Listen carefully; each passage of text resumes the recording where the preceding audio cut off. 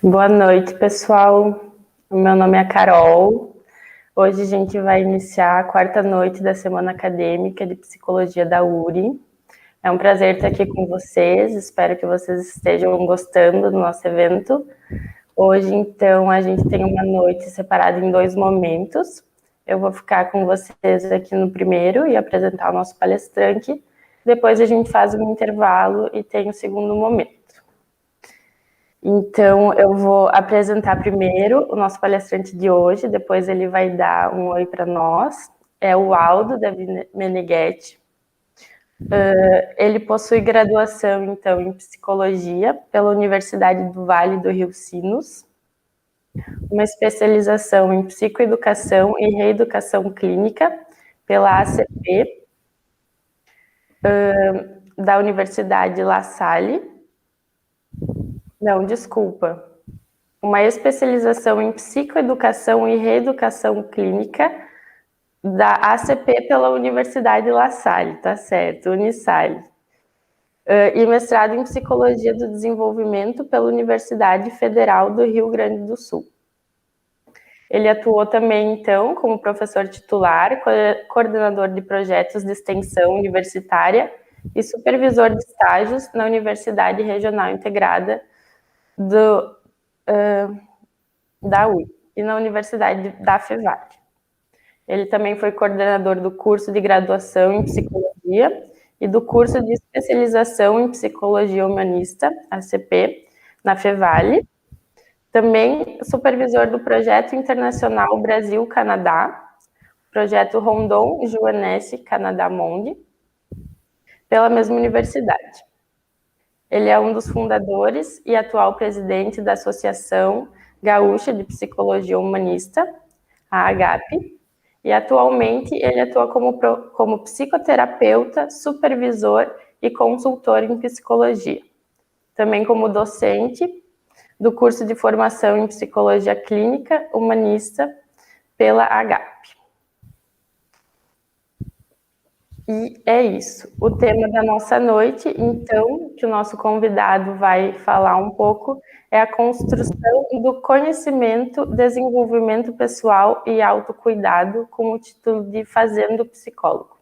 Então, agora eu vou chamar o Aldo para ele dar as boas-vindas, eu também lhe dou, e passo a palavra para você. Boa noite a todos que estão nos assistindo. É um prazer muito grande, uma honra até, estar aqui na URI, por conta de que já fui professor aqui, né, e realizei várias atividades aqui há umas décadas atrás, bem no início do curso de Psicologia. Hoje, se falar sobre o fazer psicologia, não é uma tarefa muito fácil, diante da multiplicidade que é a nossa ciência. Mas, por outro lado, a gente vê o grande interesse da sociedade com relação à psicologia. Eu encontro muitas pessoas que dizem assim, puxa, se eu pudesse eu faria psicologia. Ah, depois que eu me aposentar eu vou fazer psicologia. Se eu tivesse que escolher uma profissão eu escolheria psicologia, mas eu acho que não dá muito dinheiro. E assim vai, né? Mas nós que estamos dentro dessa área, pelo menos a maioria da população que está me ouvindo, nós sabemos o quão difícil é a gente poder assumir essa profissão completamente. Num primeiro momento, eu costumo dizer para os alunos que num primeiro momento nós temos que assumir a psicologia como ciência e profissão. Parece um jargão já, uma coisa meio batida, mas é isso. Nós temos que assumi-la como ciência e também como profissão. Então, nós temos uma assunção dupla aí, né, que exige de nós um certo processo de desenvolvimento. Depois disso, nós temos que fazer várias escolhas, por exemplo, um contexto de trabalho ou mais de um contexto de trabalho. Nós estamos presentes onde estiver pessoas, onde estiverem seres humanos, nós estaremos presentes. Então, vocês vejam, né, o potencial que tem a psicologia como ciência e profissão. E tornar-se psicólogo, tornar-se psicóloga é um processo que depende de cada um de nós, depende de decisões internas. Então, um primeiro processo ou uma primeira fase do processo, melhor dizendo, seria assumir a psicologia. E essa questão de tornar-se psicólogo ou tornar-se psicóloga, a meu ver, isso é uma coisa bem pessoal. Quem me conhece sabe que eu defendo muito essa ideia, né? E eu acredito nisso. Que o início se dá quando a gente decide se tornar psicólogo ou psicóloga. Então, eu respeito muito o aluno já no primeiro semestre como alguém que quer se profissionalizar, mas que já tem a decisão tomada. E então, essa decisão pela profissão, para mim, já define o caminho, o início. Então, depois tem o curso de graduação para que a gente possa se profissionalizar, para que a gente possa ter um reconhecimento público, né? E não esqueçam que nós temos, eu sempre lembro também muitos alunos e supervisionandos com relação ao juramento que a gente faz. É um juramento público. Quer dizer, nós, a partir dali, nós estamos dentro da lei e sob as penas da lei. Então, eu trato com muita seriedade essas temáticas. Por quê? Porque isso vai definir o meu caminho profissional, se ele vai ser mais seguro, né? Se eu vou ser mais competente, se eu vou cumprir melhor a minha função, que é uma função pública, né? É uma função social de grande importância. Então, dentro desse processo, eu tenho lido muito sobre muitos artigos e pesquisas sobre a formação em psicologia, sobre a formação do psicólogo, da psicóloga. E eu considero que é difícil a gente se decidir sobre alguma coisa que nós não experimentamos ainda. Então, nós temos ainda dentro do processo da própria graduação, pela multiplicidade de teorias, de formas de fazer psicologia, isso considerando só o âmbito da ciência, né? E nós temos que nos decidir por alguma, como dizia um professor meu, lá do início da graduação, nós temos que ter uma espinha dorsal que ela vai sustentar todo o corpo teórico que eu tenho. Então, muitas vezes, o aluno fica um pouco confuso. A gente tem, aqui no Brasil, e até no exterior, em alguns países, mas aqui no Brasil, principalmente, nós temos tido uma luta constante para ir modificando os currículos para que cada vez ele melhore e se atualize em relação à exigência da nossa função social. E outra coisa que a gente pode tirar como de forma simbólica da natureza, ou até diretamente, né? Que às vezes nós só precisamos encontrar o lugar certo para florescer. Como as plantas, né? Nós temos que escolher uma teoria, muitas vezes um contexto de trabalho. Isso não é uma tarefa fácil. Parece fácil, mas não é muito fácil. Porque nós temos dentro da ciência, dentro das pesquisas, já buscado uma unicidade da psicologia. A gente tornar todas essas teorias, transformar numa só. Por que não é possível? E eu vivo dizendo isso nos lugares por onde eu passo.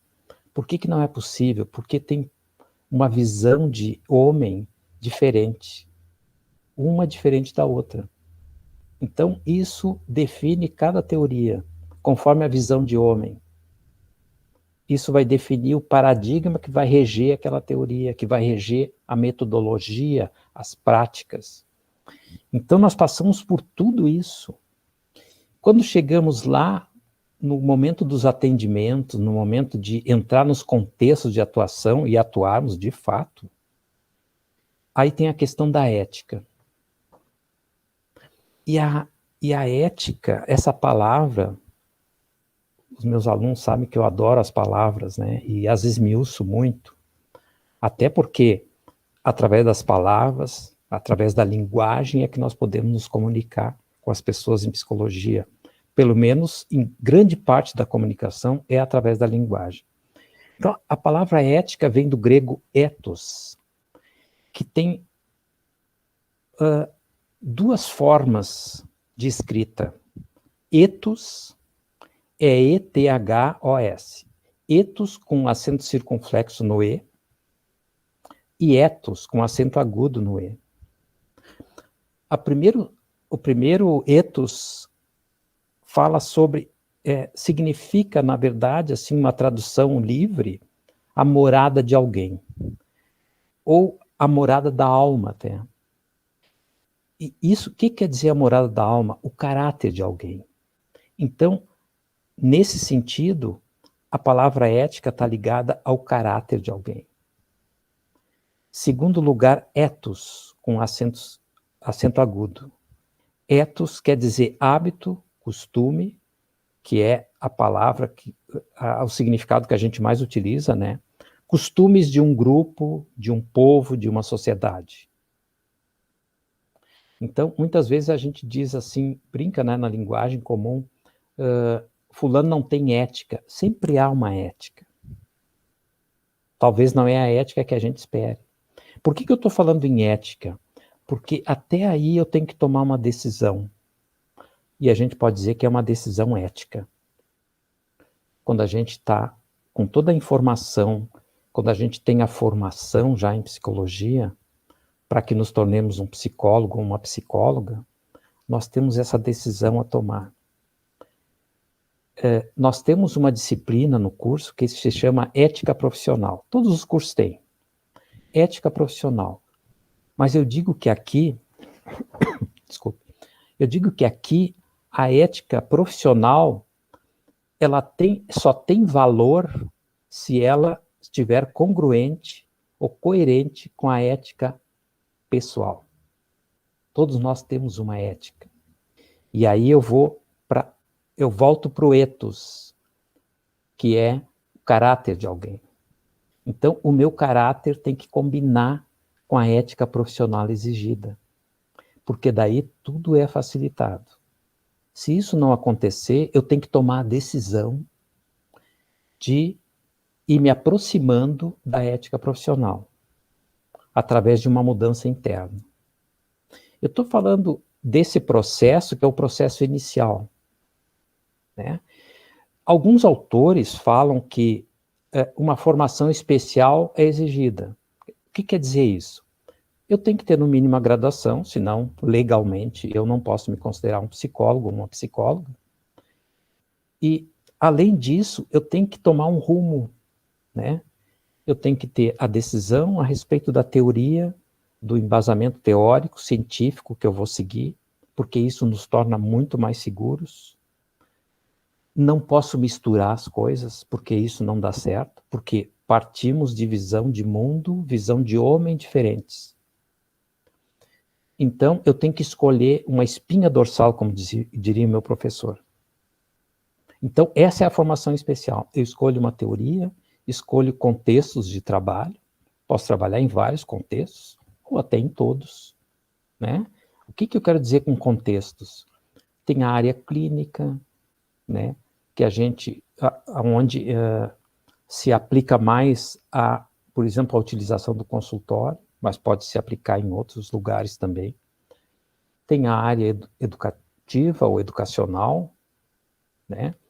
A psicologia escolar já não tem mais esse nome, né? Isso se ampliou, agora é a psicologia da educação. Tem a psicologia do trabalho, que é uma derivada da antiga psicologia empresarial, um nome antigo que derivou, então, em psicologia organizacional e psicologia do trabalho. Tem a psicologia hospitalar, psicologia jurídica. Nossa, eu acho que eu poderia passar aqui mais uns minutos falando só dos contextos possíveis de trabalho. Então, eu tenho que fazer essas escolhas e ter uma formação especial. Mas, além disso, várias pesquisas, dentro de várias teorias, nos indicam que certos atributos pessoais são exigidos do terapeuta. Por exemplo, a capacidade de se aproximar do seu paciente. Algumas correntes chamam paciente, outras correntes chamam cliente. Eu vou usar a expressão paciente, que é a mais em voga. Então, os atributos pessoais vão permitir com que a pessoa tenha facilidade de se aproximar ou não de outra pessoa. Caso ela não tenha essa facilidade, ela pode desenvolver. Porque tem muita gente que acha que a psicologia é para poucos, talvez para uma elite. Não. A psicologia é uma das ciências mais democráticas que existe. Porque basta que eu possa me desenvolver como pessoa e me desenvolver dentro da ciência, que eu estou apto a isso. Respeitando a ética, que tem que fechar o circuito. Ética pessoal, combinar com a ética profissional. Senão a ética profissional não domina, vai dominar a ética pessoal. Por isso que muitas vezes uma pessoa que sai confusa da universidade, que se forma confusa, ela vai se deixar dominar pela ética pessoal que existia, sem considerar a ética profissional. E aí talvez praticar algum tipo de terapia alternativa ou de psicologia alternativa, se é que é possível uma expressão dessa. Então, dentro desses atributos pessoais e dessa formação especial, dessa dobradinha exigida, né, algumas pesquisas apontam a necessidade de um amplo conhecimento prático do ser humano em seu ambiente cultural. Hoje não tem mais como desprender o ser humano e estudá-lo ele isoladamente, como a medicina fez durante muito tempo. E outras ciências, né? A própria psicologia, no tempo do funcionalismo, né? Onde se tinha um pensamento mais de dividir as coisas em partes, ainda antes do funcionalismo, né? No estruturalismo. Então, é importante que consideremos a pessoa no seu ambiente cultural, a pessoa no seu ambiente, ou, como a gente diz na psicologia humanista, a pessoa e o seu mundo vivido, o seu conjunto de experiências. A importância da experiência, agora já que eu falei em experiências, a importância da experiência é fundamental, porque quanto mais experiências o estudante tiver dentro do âmbito das relações humanas, mais facilidade ele vai ter de desenvolver todos esses processos de formação, para se tornar um psicólogo ou uma psicóloga. Então, nós chegamos até a aventar a possibilidade de que a experiência deve vir antes da teoria, onde se coloque o aluno em situações, e alguns currículos já preveem isso, em situações de relacionamentos humanos, para que depois ele possa trabalhar as teorias e ver qual é a teoria que tem mais a ver consigo, que vai lhe atender mais dentro do âmbito das peculiaridades da sua função. Qual é que mais se aproxima dele dentro do seu perfil, dentro da sua personalidade. Então isso facilita muito o aprendizado e a escolha. Maturidade emocional, importante que nós tenhamos, né? Quantas vezes no consultório eu já ouvi assim, eu ia num psicólogo, numa psicóloga, mas ele era mais louco do que eu. E a gente fica pensando assim, puxa, será que essa pessoa tem algum problema? Tá vendo, né? Tá distorcendo a realidade? Nem sempre é tão fora da realidade assim. A pessoa sente que aquela outra que está para lhe atender, talvez não tenha essa segurança necessária. Então, muitas vezes isso é verdade.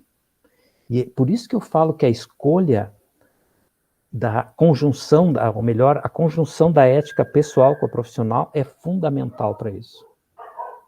Para que a pessoa saiba cumprir a sua função com competência. E uma compreensão de si. Eu acho que é difícil a gente, sem ter uma compreensão de si como humano, a gente possa ter a compreensão de outra pessoa. Eu acho difícil, talvez impossível isso. Então, nós temos muitas pesquisas a respeito disso, dessa construção, muitas pesquisas a respeito dessa formação, né?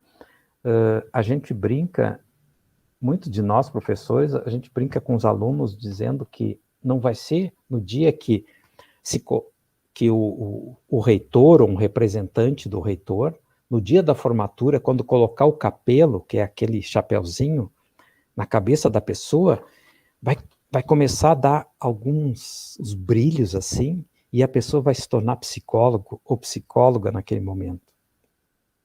Antes fosse assim, né? Talvez nem precisasse do curso de psicologia. Quer dizer, essa mágica não existe. Não é possível. Então, é um trabalho que exige um esforço, né? Exige uma dedicação aos estudos e exige esse desenvolvimento pessoal. Nenhuma das teorias abre mão da exigência de um desenvolvimento pessoal, e não só técnico, do psicólogo ou da psicóloga. Então, para isso, temos recursos, né? Por exemplo, a psicoterapia. Eu me lembro numa ocasião, numa formatura, em que um aluno falou bem alto, eu não sei nem se ele estava brincando, segundo os colegas dele, não estava brincando, né? No dia da formatura, alguém perguntou para ele, não sei se um convidado, se ele tinha feito psicoterapia. E ele disse, por que eu não sou louco? Então, isso é uma desatualização. Ainda hoje, as pessoas, antes de entrar no consultório do psicólogo, da psicóloga, eles dão uma olhadinha para os lados para ver se ninguém está vendo. Muitas pessoas fazem isso. Por quê? Porque não querem ser considerados loucos. Então, a psicologia hoje, ela está muito mais desmembrada da psiquiatria, como era no passado, onde a psicologia estava muito atrelada ainda à medicina, aos recursos da medicina. Por isso que ainda se chamava paciente. E a psicologia humanista veio a trazer um outro termo para aliviar um pouco essa ligação com a medicina. E aí a psicologia se torna independente a partir disso. Uma ciência autônoma. E muito a partir da psicologia humanista, lá nos anos de 1900 e poucos, com o Carl Rogers. Então, hoje se sabe que a psicologia serve para tratar de várias coisas, né? As pessoas em geral. E não essa ou aquela que esteja doente, mas pessoas que estão em dificuldades em algum momento, pessoas que querem se desenvolver. Eu me lembro de um antigo paciente meu, que ficou alguns anos comigo em terapia, uma pessoa muito, muito desenvolvida em termos de informação e intelectualmente. E quando ele teve uma filha, a primeira filha, ele resolveu, quando ela tinha 2 anos de idade, ele resolveu colocar ela em terapia, para que ela se desenvolvesse mais rapidamente, para que ela fosse estimulada. E aí um psicólogo que a atendeu, que é bastante desenvolvido nessa área de ludoterapia ou atendimento infantil, conseguiu um impulso muito grande ali, naquela criança. Mas depois de um tempo, a mãe teve que tirar a criança da terapia, porque os parentes do casal não aceitavam aquilo. Porque essa menina não está doente, por que ela tem que fazer terapia? Então, a gente vê como essa palavra vem, né, da medicina. Vem da medicina, a palavra terapia, né? Que é um tratamento em direção à cura. Então, a psicologia hoje está muito longe disso. Então, nós estamos a serviço das pessoas em geral, tendo dificuldades ou não, e nos vários contextos onde são exigidos os conhecimentos dessa ciência, né? Dentro dessas pesquisas que eu tenho lido e relido e tenho buscado, né, rotineiramente, porque a ciência vai avançando, as pesquisas, né, vão avançando, tem algumas que me indicam que, por exemplo, quando o psicólogo quer se formar um psicoterapeuta, ou uma psicóloga quer se formar um psicoterapeuta, né? Além de todas as exigências sobre as quais eu já tinha falado, eu me lembro de um estudo de algumas décadas atrás, eu sempre me lembro dele, né? Aonde se pesquisou em cima de vários praticantes de psicoterapia, de várias teorias diferentes, né? Não importava a espinha dorsal, importava mais a parte prática, como é que era o atendimento, né? E ele percebeu que nos iniciantes acontecia muito uma questão, tipo um sentimento de culpa, quando havia feito alguma coisa errada. Isso também é arriscado da psicologia moderna, né? Hoje não se pensa mais, isso aqui está errado, né? Talvez não tenha sido terapêutico. Alguns dizem, mas tu só está mudando as palavras, mas eu acho que não. Porque se a gente tira o maniqueísmo o que quer dizer? Aquela dualidade que o mundo ocidental tem, né? É o bem e o mal, é o branco e o preto, é o certo e o errado. E que a nossa tradição judaico-cristã reforça, tirando isso de cena, a gente vê isso, né, com os avanços da filosofia, por exemplo, né? Quando a gente tira isso de cena, se descortina uma nova forma de aprender as coisas. Mas então a gente vai ser bonzinho, porque a gente não vai dizer o que é certo e errado. Mas se a gente pensar na escola, por exemplo, a escola como ainda é hoje, ela não progrediu muito, né? Talvez até em alguns aspectos tenha regredido. A escola, a criança começa lá na primeira série já tendo uma prova, ela tem que provar algo, ok, né? Se ela tem que mostrar que sabe de algo, ok, que ela prove, que ela tenha que provar. Mas ali já começa o certo e errado. E a nossa educação, toda ela se formaliza dentro do conceito de um olhar sobre o errado. A gente não tenta desenvolver aquilo que está certo, para que isso se espraie e a pessoa tenha cada vez mais conhecimento. Está muito focalizada dentro do que é errado. Então, a criança já, desde pequena, desde a tenra infância, ela já começa a perceber que ela não pode fazer coisas erradas. E aí, o que acontece quando a gente vai formar as pessoas em psicologia? Eu não posso errar. E aí eu só tenho dois caminhos. Ou eu erro e não conto para ninguém, porque se eu fecho a porta do meu consultório, ninguém sabe o que eu estou fazendo. Ou eu sou submetido a esse julgamento, o que é a parte mais horrível. Um julgamento, uma análise do que eu estou fazendo para me dizer se eu estou certo ou errado. Então, se a gente tira esses princípios, a aprendizagem dessa ciência fica muito mais fácil. Por isso que é importante a gente ter, primeiro, a experiência de lidar com pessoas, para depois a gente teorizar sobre aquilo, para que faça mais sentido. Para que eu possa saber, eu, aluno da psicologia, possa saber como é que eu me desenvolvo na área de relacionamento. Porque nos cursos até hoje, isso fica por último, em geral.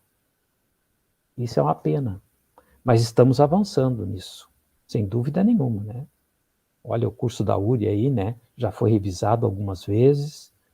Eu acompanhei pelo menos uma vez, porque nós estávamos lá no início do curso e ainda o currículo era novo, nós tínhamos que experimentá-lo para ver, né? O que a gente podia modificar depois. Então, a primeira revisão eu acompanhei, né? Depois foram várias revisões e essa última o Felipe está acompanhando. E outra coisa que eu apontei aqui, e que eu me lembro, desse estudo, é a questão do esforço do terapeuta para se comportar de uma forma não natural. Quer dizer, como se ele tivesse sendo um personagem ali. Isso, a psicologia não tem mais isso. Agora é a pessoa que está ali. Em qualquer teoria, gente, os estudos contemporâneos apontam isso. A pessoa que está ali faz toda a diferença. Porque o paciente não quer saber se é essa ou aquela teoria.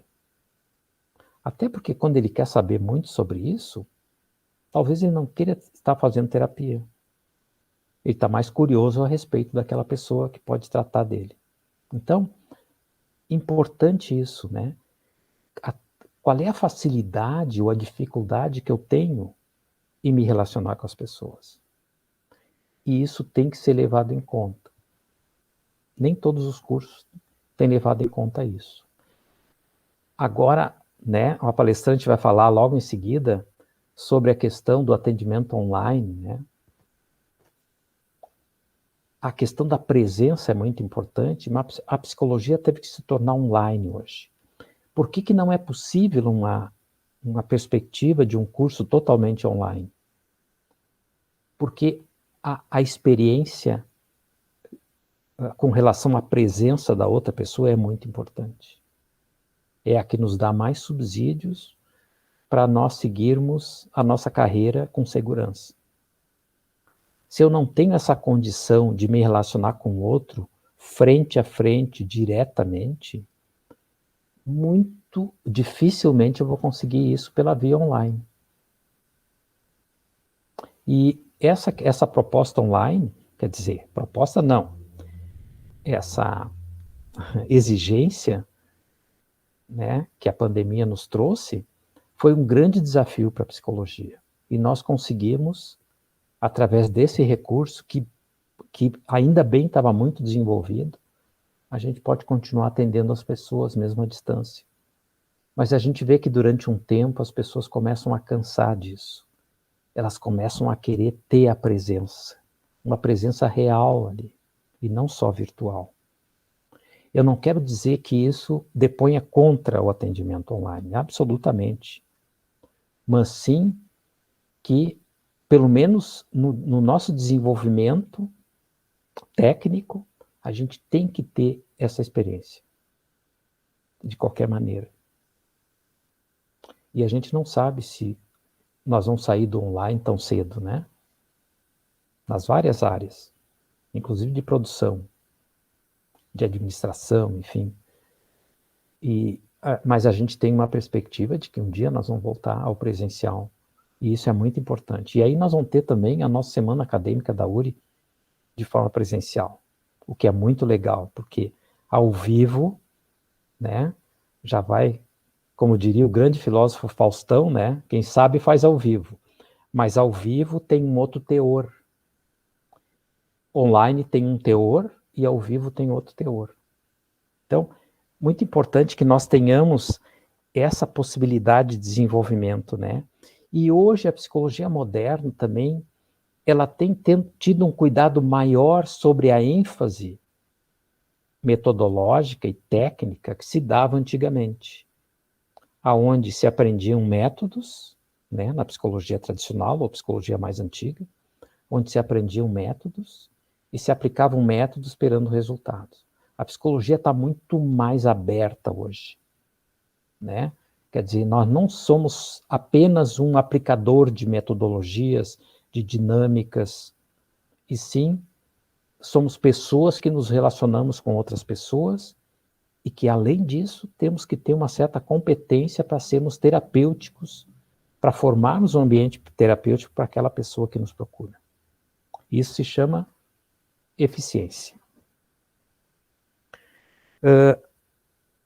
E a importância da orientação filosófica também nesse estudo, e alguns que se seguiram depois, demonstra também que a psicologia e a filosofia, elas andam muito próximas, né? E hoje, os currículos modernos e contemporâneos da psicologia já já são mais completos em relação a isso, já são contemplados com a presença da filosofia. Por que isso? Porque nós, no fundo, nós trabalhamos com a habilidade reflexiva do paciente. E a reflexão, ela tem muito subsídio na filosofia. Então, a orientação filosófica da pessoa que está em formação em psicologia é muito importante e facilita muito o aprendizado, facilita muito a compreensão de alguns aspectos da relação humana. Uma coisa que me fez escolher a perspectiva do psicólogo norte-americano Carl Rogers, que até foi indicado para o Prêmio Nobel da Paz, foi o fato dele, primeiro, buscar e conseguir, né, tornar a psicologia como uma ciência autônoma, né, com mais vigor, porque a luta, antes de Rogers, já existia essa luta. Né? Mas uma coisa que me trouxe assim uma segurança para lidar com essa área e me desenvolver, né, completamente nessa área é o fato de que foi o primeiro psicólogo no mundo a estudar gravações de sessões de terapia para poder desenvolver as ciências psicológicas nessa área clínica. Então, e depois se estendeu para as outras áreas, porque na verdade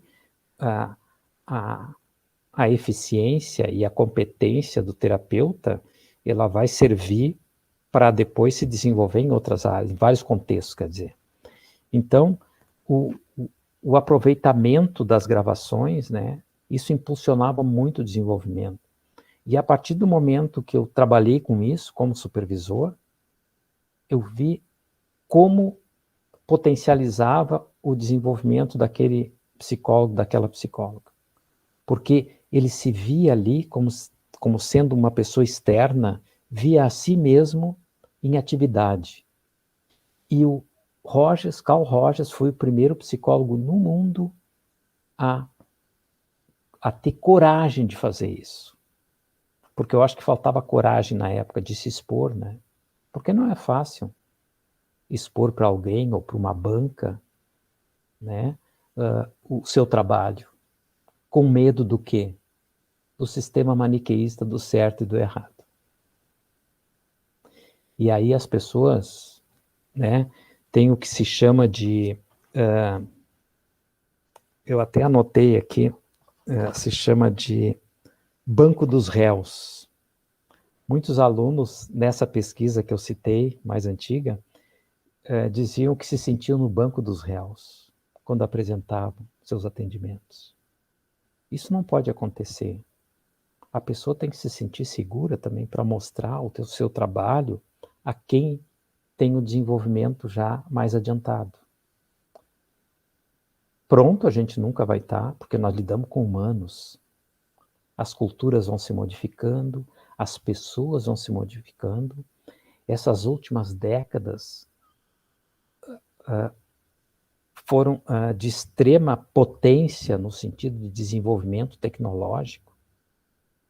E as pessoas estão tendo desafios hoje que nunca tiveram antes.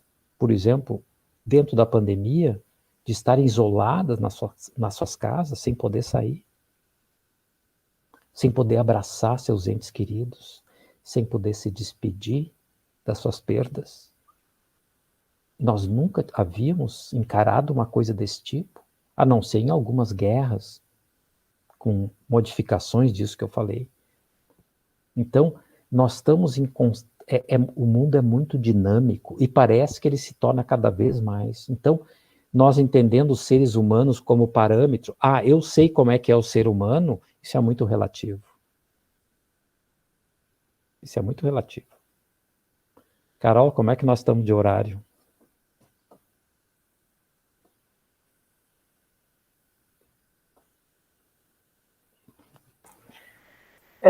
Eu acho que dá para a gente ir mais uns 5 minutinhos.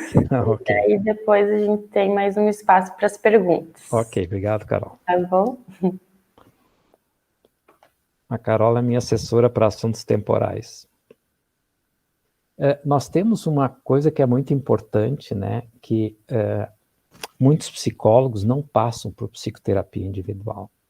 Tem algumas teorias que exigem isso, né, na sua formação posterior à graduação, porque na graduação não é possível exigir isso. A gente sugere. Mas, às vezes eu penso assim, né, que a gente está muito dentro desse âmbito de casa de ferreiro, espeto de pau, né? Quer dizer, eu não posso...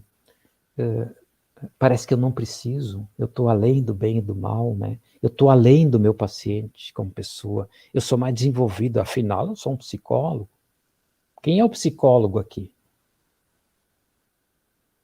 E a psicologia moderna, ela está muito longe disso. A psicologia moderna, ela tem a humildade suficiente para saber que ela precisa renovar seus recursos, né? E os pretendentes ao trabalho em psicologia devem saber que eles precisam se desenvolver constantemente, se atualizar. E dentro da visão da psicologia humanista, por exemplo, eu me atualizo em cada paciente que eu atendo, por conta dos princípios da teoria. Então, é uma exigência, parece que ainda mais de uma apuração nesse sentido, que eu possa estar apto a estar presente ali com o meu cliente ou com o meu paciente, completamente à disposição dele, para poder segui-lo no caminho que ele quer investigar. Então, por isso que esse preparo é tão importante. Por isso que tornar-se psicólogo é um desafio, né? Cada um vai desenvolver também o seu método de desenvolvimento, de estudos, né? Para se atualizar, para estar sempre presente. Então, nós temos à disposição um arsenal de contribuições para que a gente possa ser competente em psicologia. Basta decidir. E a decisão aí é uma das coisas mais importantes. Decidir e assumir, né? Então, da minha parte, é isso. Podemos abrir para perguntas, né? É um tema tão amplo. E eu trouxe uma síntese sintética né, de tudo aquilo que eu penso. Mas poderia ficar horas aqui falando sobre isso.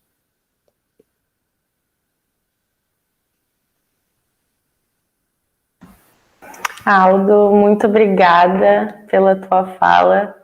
Eu estou muito encantada, muito feliz de te ouvir. Eu acho que tudo que tu colocou foi extremamente pertinente. Acho que são reflexões assim totalmente atuais, né? Que a gente precisa pensar.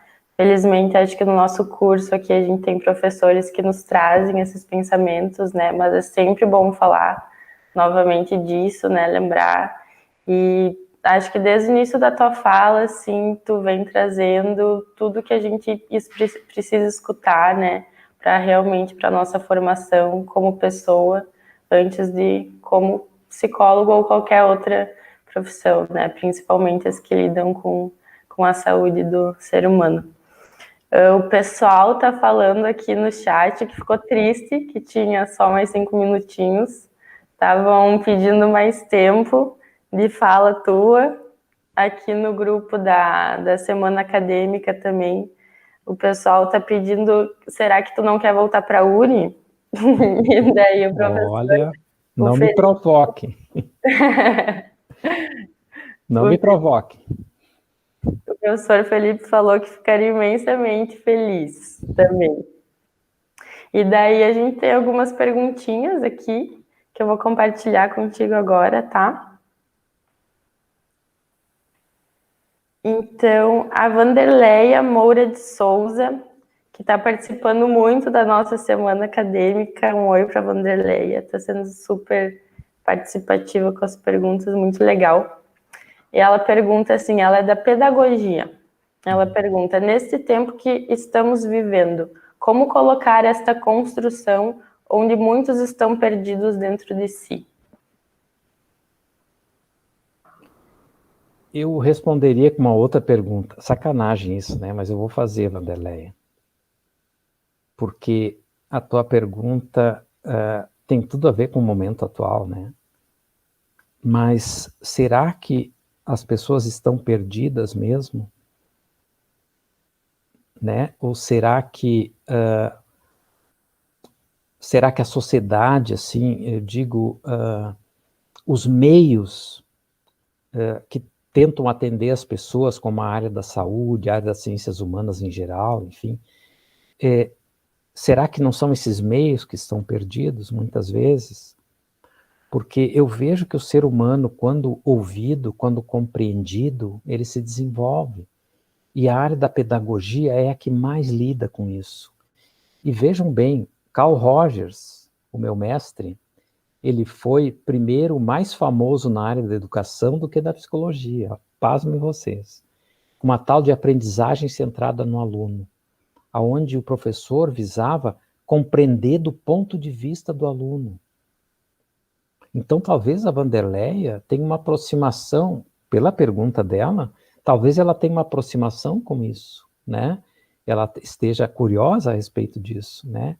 De como fazer para atingir a pessoa. Nós temos um recurso dentro da psicologia humanista que é a escuta compreensiva, onde a gente se aproxima tanto da pessoa a nível racional, a nível emocional, que a gente consegue fazer com que a pessoa se sinta compreendida e isso traz segurança, principalmente para as crianças. Hoje eu atendi uma educadora que trabalha dentro dessa lógica.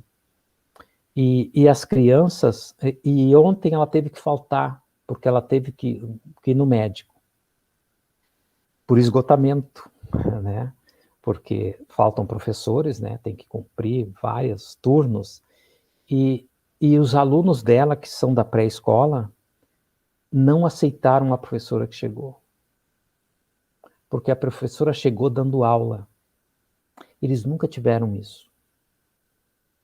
Ela disse assim, a outra professora era amiga da gente e a gente aprendia brincando. Crianças de 5 anos, 6 anos dizendo isso. Então, muitas vezes o professor ou a professora não está preparado para essa atividade lúdica, para se aproximar radicalmente da criança. Né? E não precisa necessariamente ser só dentro da linguagem lúdica, né? Mas sim que a criança se sinta respeitada naquilo que está acontecendo. Né? E eu estou falando nas crianças porque é ali que começa tudo, né? Porque se começa ruim ali, depois só vai piorando. E eu acho que a escola hoje ela tinha que ser radicalmente reconstruída. Desde os paradigmas até outras coisas, mas daí já é uma outra história. Mas fico feliz que uma pedagoga esteja interessada nesses aspectos que se circunscrevem dentro das nossas duas ciências, da pedagogia e da psicologia. Que é essa coisa da criança que está, ou adolescente que está perdido, né? Então, Vanderleia, então, pelo menos você não se perca.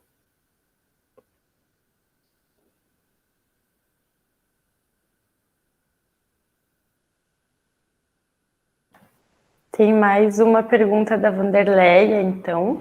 Ok. Que ela pede, qual seria a melhor prática para este autoconhecimento? Para poder ter cuidado do outro? Algumas coisas eu já falei aqui, né? Quer dizer, o autocuidado, que está dentro do título da nossa conversa de hoje, o autocuidado implica em que eu não tenha aquilo que o Sartre, aquele filósofo francês antigo, o Jean-Paul Sartre falava, para que eu não tenha uma má fé comigo mesmo. Ele chamava de autoilusão. Eu tenho que ser honesto comigo mesmo, para que eu possa me desenvolver. Não adianta eu querer ser bonzinho comigo, porque no fundo eu sei que eu estou sendo bonzinho. E por que eu preciso ser bonzinho comigo?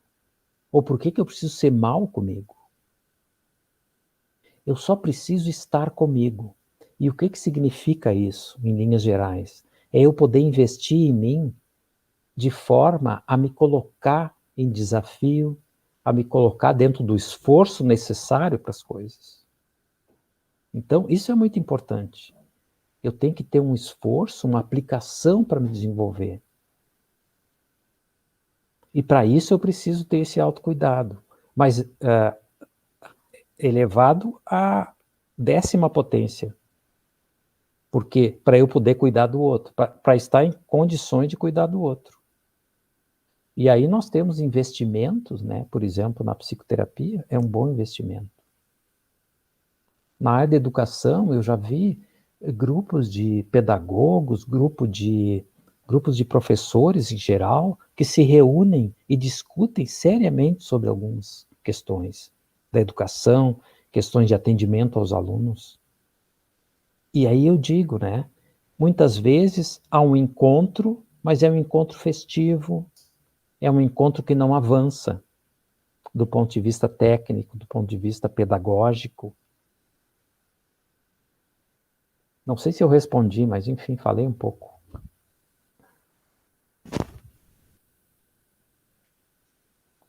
É realmente uma pergunta bem ampla, né? Sim. A gente pode ficar tempos discutindo.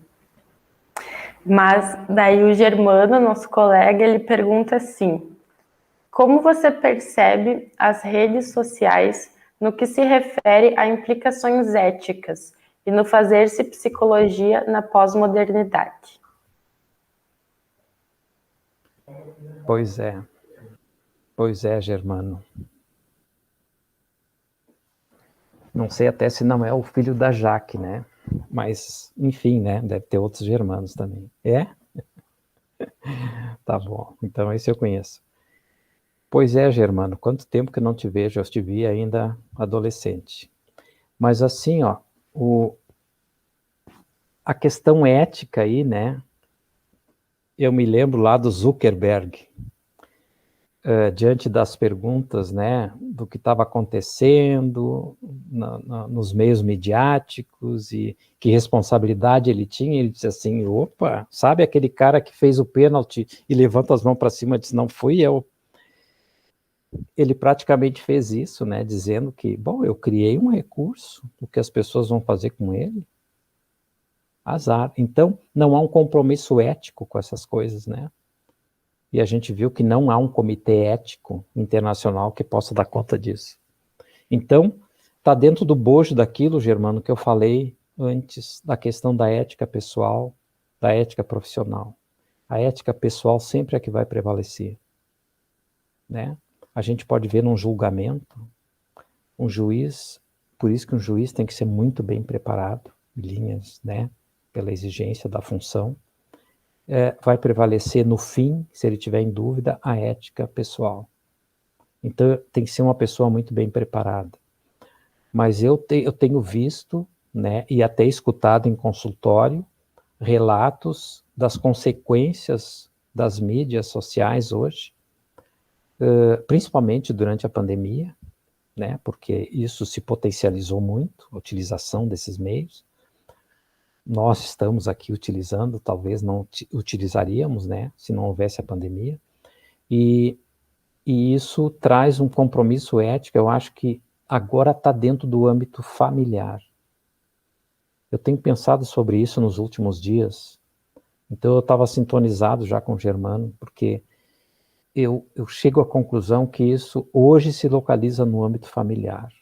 Não há como haver uma outra maneira, né? Não há como se conseguir de uma outra forma, pelo menos por enquanto. Então, a ética familiar é que vai prevalecer aí e que vai poder criar regras, por exemplo. Porque fora disso, no social, é muito mais difícil fazer isso, principalmente quando as pessoas envolvidas ou os autores da cena não se responsabilizam. Então, isso fica no nível tanto de ética familiar, a meu ver, hoje em dia, quanto da ética pessoal. Mas hoje tem crianças envolvidas, eu fiquei sabendo hoje, crianças com 10, 11 anos, criando um perfil fake, tanto no Instagram quanto no Facebook.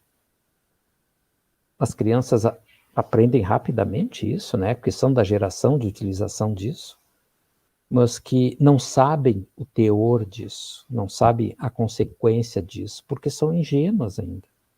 Então, os pais têm que ficar atentos a isso.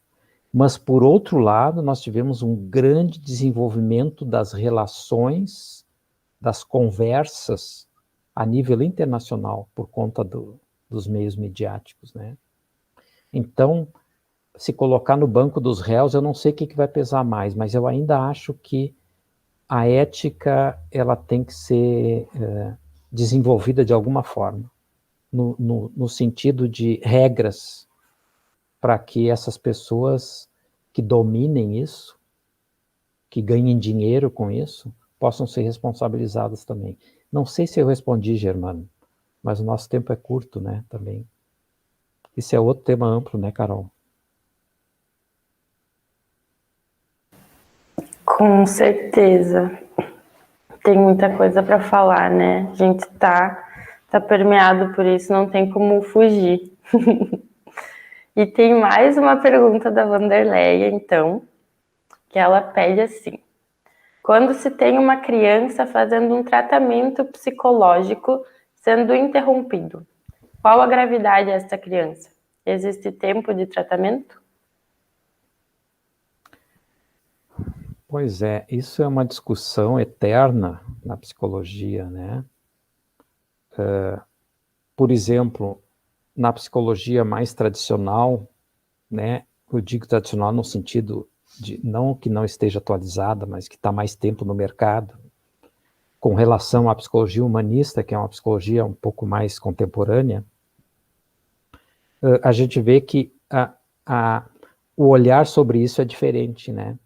Nós temos que eu posso definir um prazo dentro das psicologias mais tradicionais, e na psicologia humanista não há esse prazo, porque não há aquela questão de o psicólogo dar alta para o paciente, porque primeiro que não é um paciente, e esse tratamento não é de uma pessoa doente.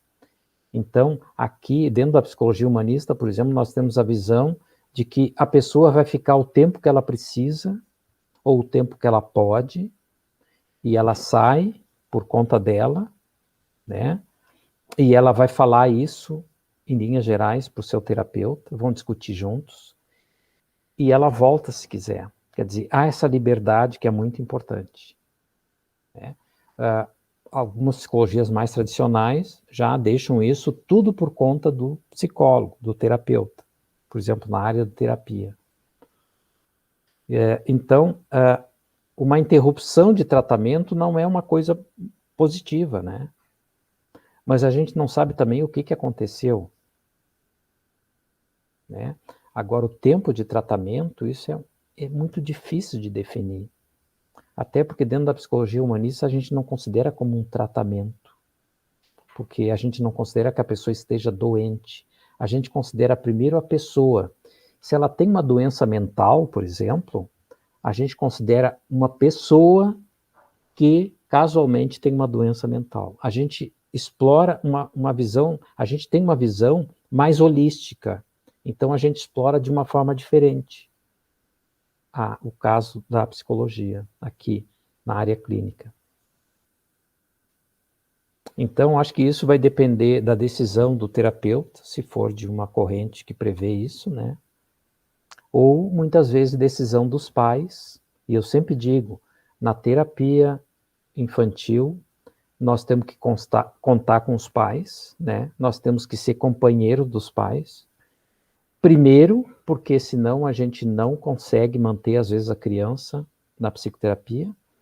E segundo, porque dentro da lei, né, eles são os responsáveis legais. Então, nós não podemos desprezar os pais nunca, porque eu já vi casos do psicólogo, da psicóloga, concorrer com os pais.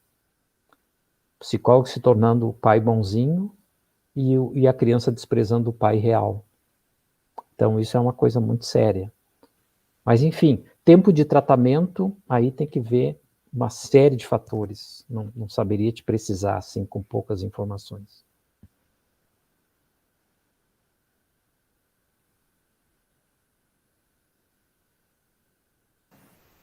Aldo, essas foram as nossas perguntas por hoje.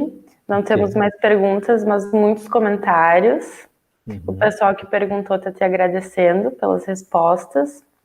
O resto do pessoal também falou que foi muito bom lhe ouvir, que a tua fala foi maravilhosa, excelente, muito bom ouvir sábias palavras. A Nara diz que você é um excelente profissional e com uma bagagem teórica e vivencial extraordinária. E o professor Felipe, ele fala também, gratidão, Aldo, pela disponibilidade em estar conosco nessa noite, pela oportunidade de pensar o fazer-se psicólogo. Abraços fraternos. E eu também, igualmente, agradeço, foi uma satisfação estar te ouvindo essa noite. Muito obrigada por participar da nossa semana acadêmica. Acho que tua contribuição foi imensa, foi uma fala riquíssima, que todo mundo vai poder levar muito e tirar muito dela. Eu também agradeço muito a oportunidade, também o convite, e tenho um amor especial, um carinho muito especial pela URI, principalmente pelo campus de Erechim, que eu conheci mais, né, embora tenha transitado nos outros campos também, mas eu fiquei muito feliz de ter trabalhado ali, né, muito feliz mesmo, foi uma realização para mim. Então eu tenho um carinho especial pela URI e pelos estudantes e professores de lá, né, e um abraço muito especial para o Felipe e para a professora Jaqueline Enricone, né, minha companheira de altas conversas lá, quando nós ficávamos lá, às vezes, coitados, isolados lá, tendo que cumprir alguns horários, né, na área mais administrativa. Ela lembra disso. Grande beijão, Jaque. E agradeço muito, Carol, também, pela tua intervenção. Muito legal, muito competente. Obrigada. Agradeço o convite e fico à disposição da URI sempre que quiser me convidar, eu estarei presente. Obrigada, Aldo. Se surgir a oportunidade novamente, com certeza vai ser um nome que a gente vai estar aí na lista para a gente chamar. Obrigado. Muito obrigada pela tua participação. Tchau, gente. Tchau, tchau.